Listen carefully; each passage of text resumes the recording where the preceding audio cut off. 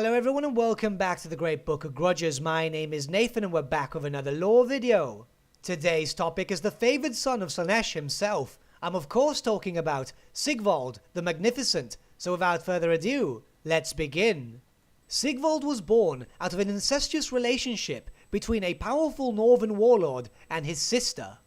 And it is known that from birth, Sigvald was truly beautiful. His hair spun like gold and his skin was unblemished, save for a horned birthmark at the back of his neck, with many of his tribe, including his father, believing that this made him destined for greatness. And it is because of this that any wish that the prince desired was usually granted. However, over time, Sigvald's lust for depravity reached more extreme levels, proving to be too excessive even for his warlord father. And when Sigvald's fondness for human flesh was discovered, he was eventually banished from the tribe. The young prince, however, was not concerned, rather feigning dismay. And when the warlord retired to bed, Sigvald slew his father with his own blade.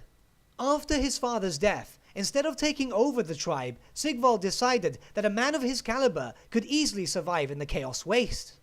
And while it was not as easy as he initially thought, he did survive.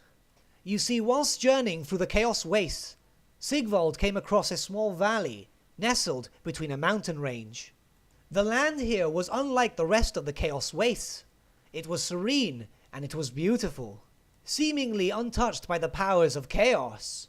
But this was not the case. You see, the land here belonged to the Chaos God known as Slaanesh, a Chaos God known for creating many beautiful things. And it was here where a Slaaneshi demon known as Bella's Pool appeared before Sigvald. The demon offered Sigvald Slaanesh's patronage and anything he would desire should he sell his soul. Knowing that this would benefit him greatly, Sigvald agreed. And then he promised that with Slaanesh's patronage he would follow his dream and indulge in every decadence known in the old world.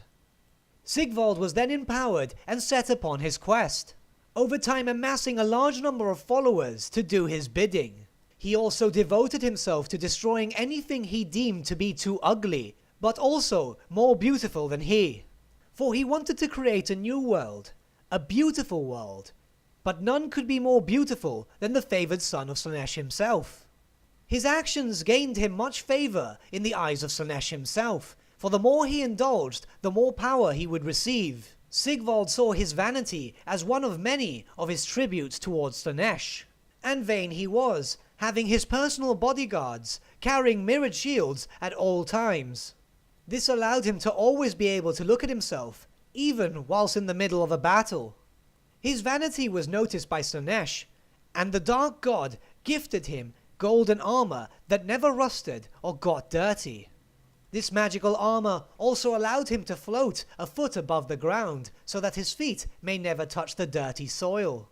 And finally, this armor had extremely powerful regenerative abilities, for any harm that befell Sigvald and scar him in any way would quickly heal, and the scars would disappear. A final gift would be that of Silver Slash, a rapier that was forged by a fragment of silver which was part of Slaanesh's very own sword. With these magical gifts, and empowered by the Dark God Slaanesh, Sigvald committed uncountable atrocities throughout the Warhammer world. Some of which included burning down whole cities if he did not enjoy their wine, and waging war on the High Elves of Ulthuan because it was believed that their hair was prettier than his. As stated before, Sigvald wished for everything to be perfect, but not more than he.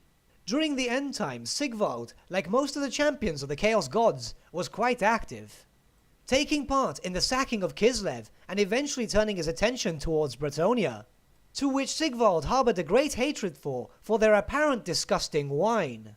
During the sacking of Bretonnia, Sigvald found himself being summoned back to Middenheim, where the Ever-Chosen was gathering Chaos champions. Here he was charged to lead the march against Nagash.